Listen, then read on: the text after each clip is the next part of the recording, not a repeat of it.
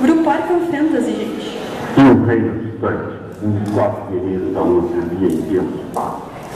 Certo dia, encontrou um estranho portal e decidiu explorar o que havia do outro lado, mas mal sabia ele que se tratava de um fragmento do Void. Ao atravessar, sua alma ficou suscetível às más influências do Void e acabou se corrompendo. Ele acordou em um lugar muito estranho, um ambiente muito escuro, uma espécie de prisão. Se tratava do asilo Arkham. Como estava fora do seu mundo, não poderia usar magias ali, precisava extrair poderes mágicos da alma de pessoas do novo mundo, com o uso de seu cajado que ainda possuía um pouco de poder.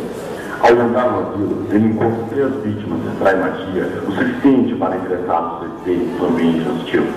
Assim, ele acaba encontrando mais 2 pessoas e entra em combate.